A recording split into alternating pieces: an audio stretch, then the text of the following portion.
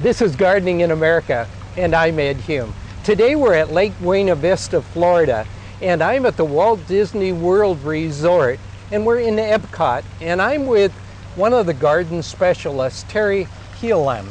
Terry, how you doing? What part of the garden are we in? The portion of World Showcase that we're in at the moment is the Canada Pavilion.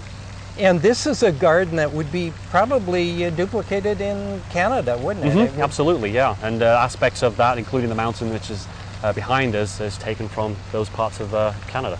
Is it difficult to bring in plants from those areas? For example, this is Florida, not Canada. Yeah, sometimes, depending on the time of year, like summertime, not really a problem. But if we have problems because of the hot weather and the cold climate of Canada, we can find plants that resemble the plant material that grows in that area and bring that in, kind of representing it. And how many different countries do you have represented here at Epcot? There is 11. 11 different ones.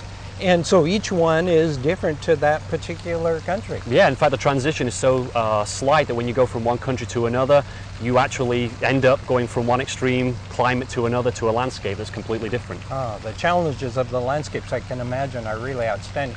Do you have different designers for each of the areas, or? Yeah, basically we have the horticultural architect who gets with, with the countries, those representatives that basically come from their homeland and chat with us and give us some ideas as to what we want to focus on so that we give a proper presentation of that country so it's represented correctly.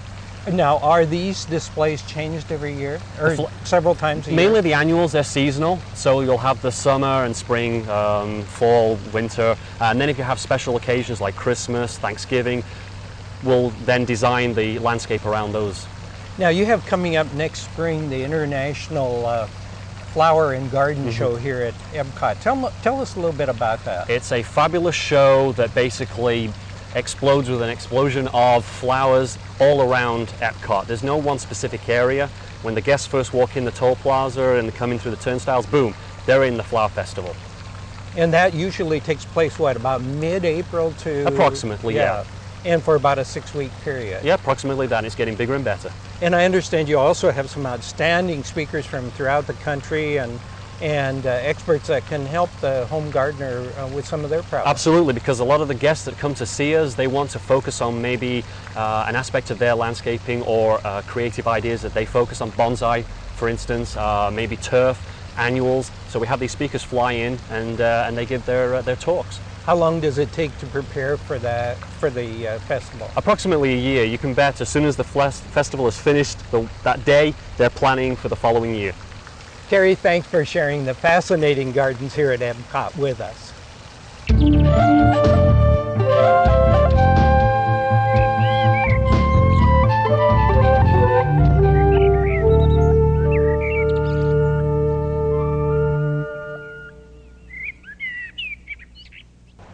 This week we have several plants of the week.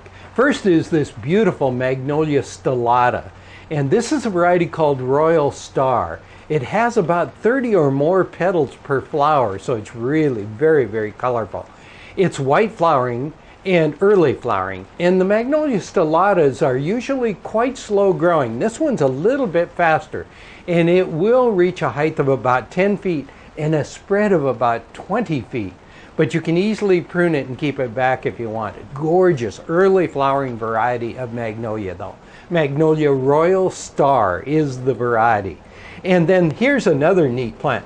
This is the winter flowering heather, Ericus. This happens to be a variety called Mediterranean Hybrid, and this is Mediterranean Alba.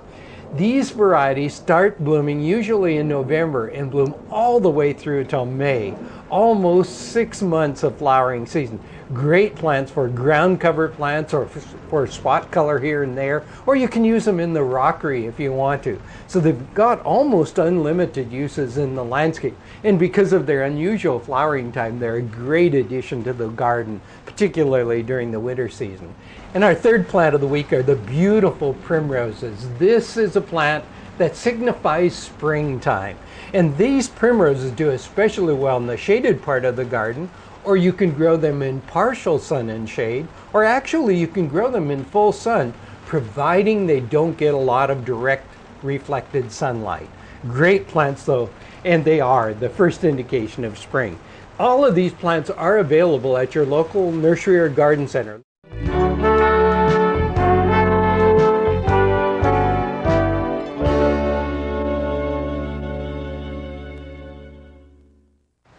Ferns are beautiful houseplants, but probably one of the most misunderstood of all houseplants.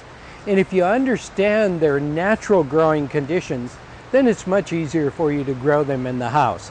Look at this one. This is a gorgeous bird's nest fern. The texture of the plant is absolutely beautiful. But you know where these ferns grow? They grow generally in the forest in a rather moist area. So when we bring them in the house, we bring them into a hot, dry area, don't we? We can easily solve that simply by doing this. Take a glass or a vase of water, put it in amongst the plants, and as that water evaporates, it provides the humidity that the ferns need. And then put them in a low light area where they don't get as much light as most plants would get. But look at here. This is a staghorn fern. Isn't that beautiful? And the leaves get much, much larger than that. And here's another one. This is the common one. This is, of course, the Boston fern. And up above here is a basket of Boston ferns. Now, how would you get humidity here? The higher it goes in the room, the hotter and the drier the air becomes. So all we do then is along the edge of the pot, submerge a glass and keep that glass full of water. Now that has nothing to do with the watering at all. Again, as the water evaporates, it provides the humidity. Now ferns also, remember, require more moisture. So lift them occasionally. If they're light, you know they need water. And there's one fern type here. This is the rabbit foot fern. And they are so dense with roots. Every now and then you have to submerge pot and all in the water and listen for the air bubbles. And when they quit, then you know the plant has received enough water. But that'll really help keep this plant fresh for a longer period of time. Here's another variety. Let me just show you a couple. Look how different those are. This is Fluffy Ruffles here. A very pretty variety, and this is the button fern. See what neat textures you can accomplish in the home just by using some of these different varieties. Now here's another one. This is a variety called Robusta, and look at the difference in the texture here of the plain maidenhair fern. So if you remember just a few things about them, a little bit more moisture than most plants, not quite as much light, and be sure that they get plenty of humidity, these ferns will really do well in your home. Look at the texture of this one. This is a variety called Santa Rosa. So I've shown you a whole bunch of different textures, and these are just a few of the varieties of ferns that you can grow in your home. That'll add interest, particularly during the winter season.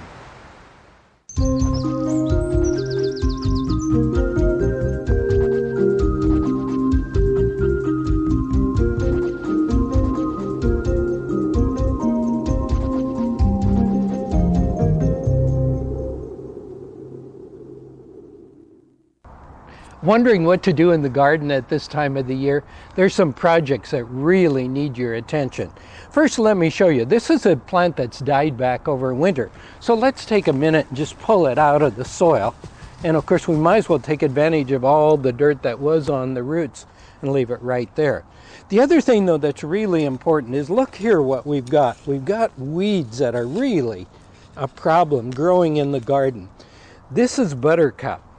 This has the beautiful yellow flowers on it, but boy, what a nuisance. And it's really important to get it out of the garden as soon as you possibly can. Now, likewise, I dug this from another part of the garden, but I wanted to show you. Look there, that is flowering.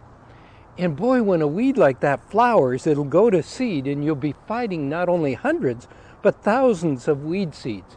So as early as it is in the season, it's important to get after these weeds and get them out before they have a chance to flower and go to seed and really become a nuisance in the garden. Okay, let me show you a couple other things. This is a great time of the year to take a little time out and prune your fruit trees.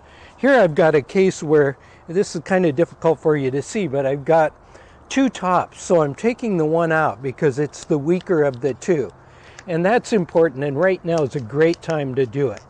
So we'll just get that right out of there. And also you'll notice the branches are coming way out here. This is last year's growth, and I like to take off about 50% of it, and I'll cut it just above an outside bud. So we should take out a little bit of time and do that right at this time of the year. It doesn't take very long to do it, but when they're dormant is the best time of the entire year to do it.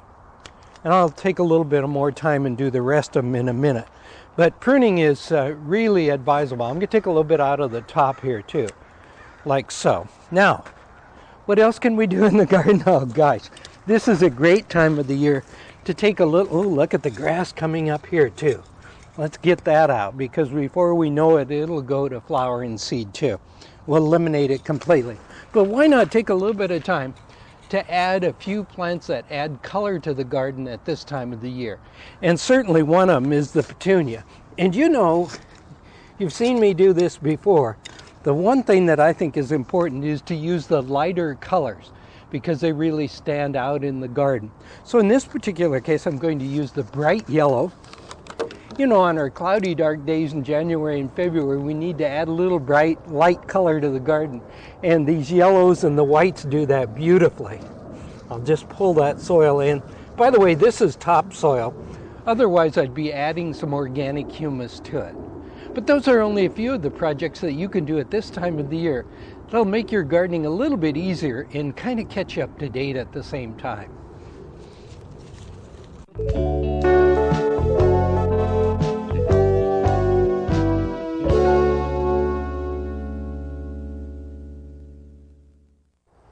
One of the joys of having your own garden is the ability to grow your own fruit on fruit trees.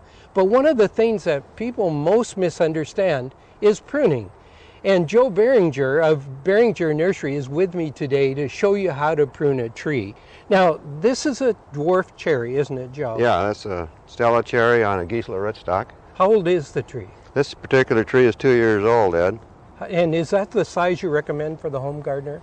Yeah, to start out with, that's a good tree. It's already got some branches developed, and they can kind of go from there. Sure. Now, tell me, where would you start pruning on this? We want to maintain about 4 branches down low. Okay. Those are going to be your fruit-carrying branches for the first year. Okay. So what we these do, 4 here. Yeah, what we do, first thing, we've got a broken branch here, Ed. Okay. And it's a small branch. It'll be shaded out and die out eventually because it wouldn't get enough sun. Sure. We want to remove that. Take it we off want to right take it away. off right next to the trunk. Don't leave a stump. Okay. Okay, now what we're going to do is we're going to select 4 good branches. This is a nice flat branch. Okay. This is a good flat branch. This one here and this one here. Okay. Those we're going to leave on for now. Those are the 4. Okay. Right. And then we also want to keep 1 leader up here, because what we're going to do with this leader eventually is we're going to cut it back off, make a heading cut on it, and get another swirl of branches right up here for our second year of cherry production. Sure. Okay. What's developed here will That's develop right. again. And we up don't here. need this competing with this one. This is just going to shade these down below. We don't want that to happen either. So we're going to remove this branch right here. Okay. I'm going to have you just do that quickly so we can. And then this one over here we're going to remove. Okay. So now we've got the 4. 4 nice branches. You bet. These here we can leave on or take off. Here's another broken one. Let's remove it. Okay. Now, would you shorten these in any way? I wouldn't shorten these right now, especially these lower branches, because we need them to stick out further than the top. We want this to eventually look like a Christmas tree. Okay. The central leader type on these dwarf trees works very well. You don't need them big, wide open trees anymore. Okay. Keeps you more compact. Now you're going to shorten this, you say, because We're of going the to next. these were thinning cuts where we remove the whole branch. Okay. This is going to be a heading cut. We just take part of the branch off. We're going to come up here about 18 inches above where the last swirl of branches were, about right in this range. Cut it off. Now this Gisela cherry is a really heavy producing cherry. We've shown the viewers before, in fact, how beautiful it is. Yeah, it'll give cherries in 2 years, Ed. It's gonna produce a lot of trees. It's gonna be small. I mean, a lot of fruit. It's gonna be a small tree. It's gonna maintain about less than half size of the old cherry trees they were used to. Oh, and it's gonna give them a lot of production early. Okay. That's the joy of this Gisela dwarfing rootstock. And you get all the varieties on top of this rootstock. That any of your favorite varieties are available on that. Okay. Joe, thanks very much. I appreciate that information. Our viewers will too. Yeah, you're welcome.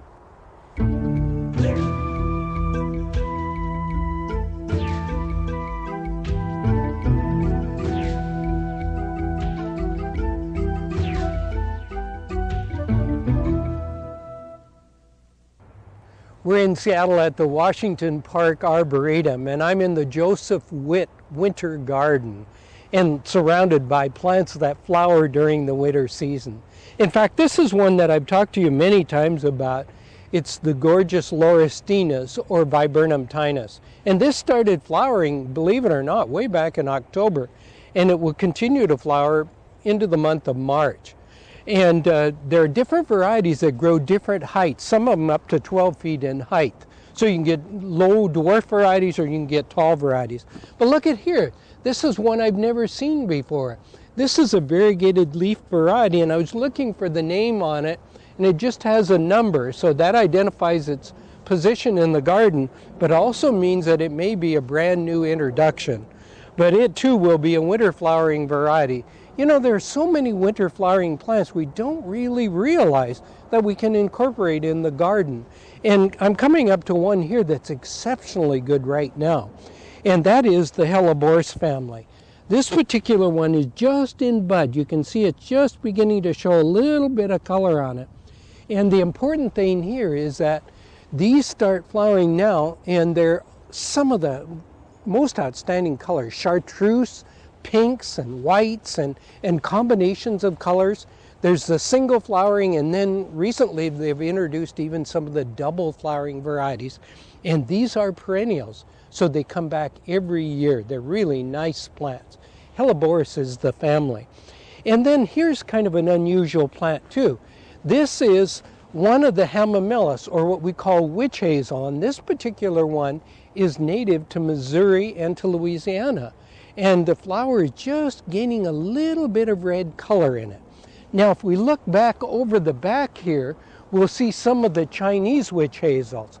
The botanical name of them is Hamamelis mollis, and some of them are 20 feet tall, and they're fragrant. A lot of the Hamamelis are fragrant, in fact.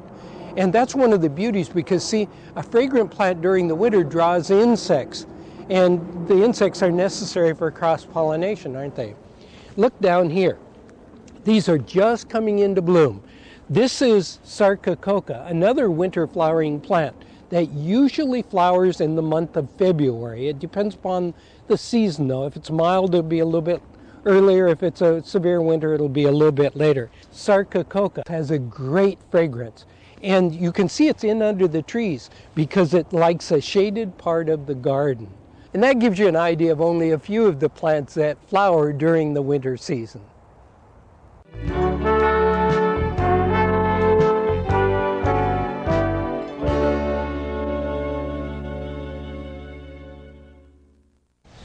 We're at the Hilton Waikoloa, and I'm with floral designer Karen Ricord. Karen, are these plants native to this area? Most of them are grown here on the Big Island. We get them from the Hilo side of the island where it's a lot more rainfall, so there's a lot more lush. Now, could the homeowner buy these or on the mainland? Or? Yes, a lot of them are grown on the mainland more and more, but they are packed and shipped over so they can be sent to them. Okay. Now, you're working here on the islands in your floral arrangements. Do you have any set pattern?